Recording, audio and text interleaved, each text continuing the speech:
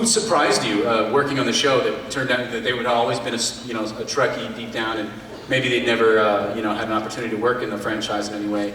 Well, and it blew you away just how into Star Trek they were. I actually heard this from Brent recently. That we knew that Whoopi Goldberg was a huge fan of Star Trek and really wanted to come and be part of the cast of Next Generation. And Brent told me that he thought that Whoopi asking to join the show when she did actually extended the life of the series. Mm-hmm. That we may not have gotten that push through.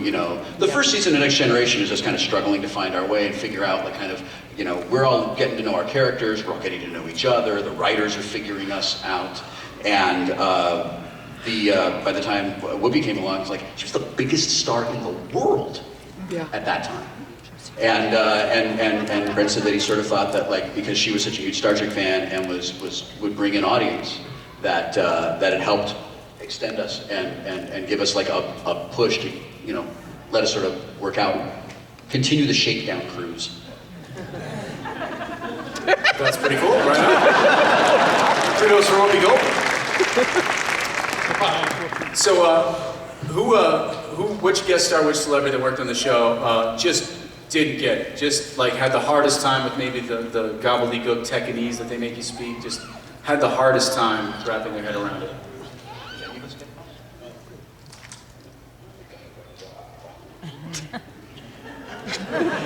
No fair whispering in answers. I don't think that... It's on the advice of my attorney. I don't think this is the room in which that question. Right. We would be remiss, however, if we didn't mention Delancey in Discovery. Yes. Or Dwight Schultz. Or Dwight Schultz. Or Colin Meaney, who began as a guest star on Next Gen. Yeah, Dwight Schultz now with the A-Team movie coming out. It's weird. He's going to have 2 cult followings, I guess, following him around. What opportunities has Star Trek given you, or taken you to projects that you never thought you would pursue? I never, in your wildest dreams, would you imagine you'd be involved in some kind of project, but Star Trek led to it.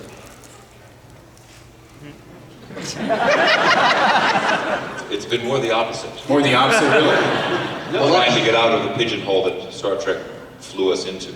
Well, what would you say is one of the most frustrating times that you had to deal with that typecasting that has plagued so many people in the franchise?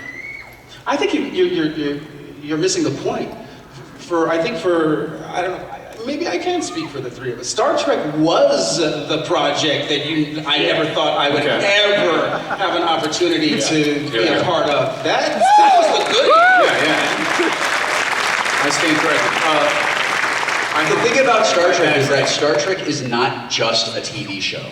I mean, there's lots of shows that are on right now that have been on for a long time, but even incredibly popular television shows now are never going to have the cultural, societal impact that the Star Trek world, from the original series all the way through to the end, managed to have on the world. I meet people all the time now. I'm 37, and I meet people who are a little bit younger than me, who grew up watching Next Generation. They're engineers, they're scientists, they're doctors. They wanted to be Wesley Crusher so that they could be on a spaceship and be as smart as the adults, and they went to engineering school, and they went into grad school, and they became physicists so that they could do those sorts of things. A TV show did that. That's amazing. Take that, Lost.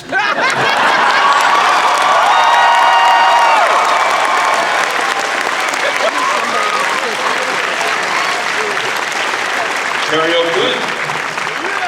Terry O'Quinn was the guest star in a little-known episode called Pegasus. Which nice poll. Yeah, you were featured very prominently in that episode.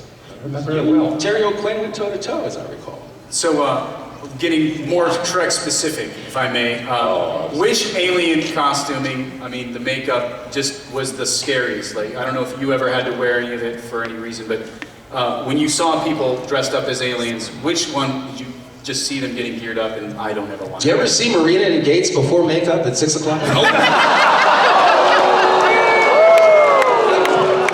I have never met the man to my left.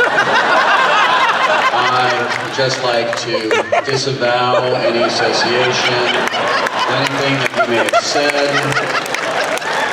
It was awfully funny though.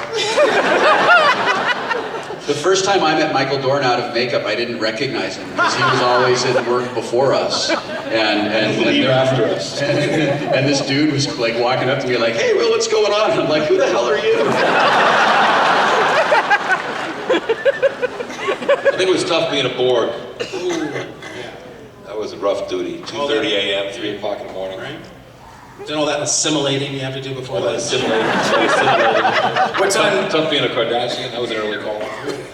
Turtlehead always had an early call. Early calls. Very early calls for Klingons. Yeah, I guess the Bajorans got off pretty easy with that little nose ridge. Yeah, stinking with the nose. And an earring. What the fuck is that?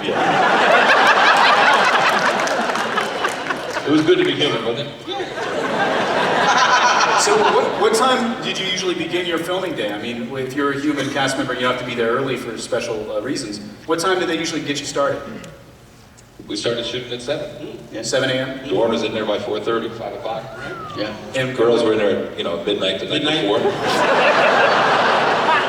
I've never met the man 2 seats to my left. And I would like to disavow any knowledge of anything he may have said. Lady was in there getting painted about 5. Yeah, Brent had to be painted gold. Having his rye toast. Yep. Lavari cereal with apple juice on it. Turn Patrick onto it. Patrick likes 2 tea bags. Easy, Think easy, about easy. this.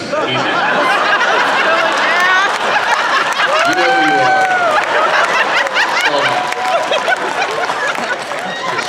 It's the little. All right? It's not a Rule 34 kind of room. Okay? I think we should open the floor to questions from the I audience. was about to make the same suggestion. Does anybody have any questions? Step up to the microphone if you'd like to ask. Thank God. Okay, really quickly, I want to say that the episode of Reading Rainbow where you went on the cast of Star Trek Next was the awesomest episode ever. The Bionic Bunny Show. That was the name of the book, The Bionic Bunny Show, where the very visual Rob Legato showed us how we made the transporter effect. You recall it was a bowl of water and sparkles. Glitter. It was awesome. But I really wanted to ask, I was watching the other day, and I was suddenly realized it was the episode, The Outrageous Akana. And one of the nobody actresses that, back then she didn't even have a credit, was Terry Hatcher. And I was like, is that Terry Hatcher? She does? Yes, and you know who played the outrageous? Wait, she denies She being denies to having hell ever with been her. on the show, as does the sister of the singer. Wait, how could you? Ashley Judd. Ashley Judd and Terry. That's Hatcher. right, because Uncle Willie wrecked her.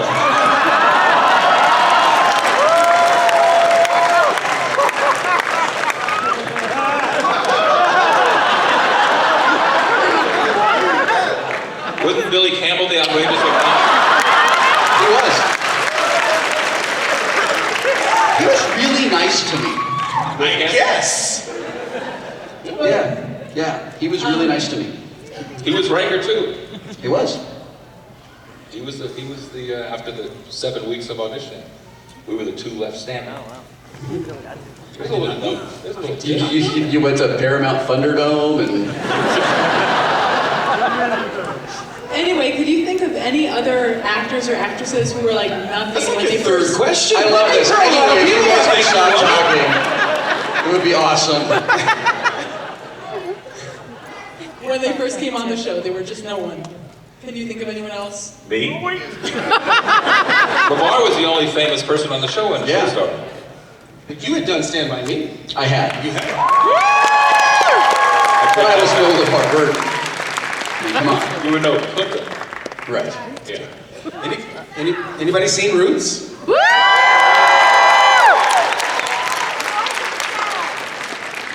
Anybody seen the Ron LaFleur story? A little known gem. How about North and South? The fabulous miniseries. Most commonly known for putting you and Jeannie Francis in the same city, long enough to fall in love. I was wondering where you were going. Bare essence. You got any questions? Yes, thank you for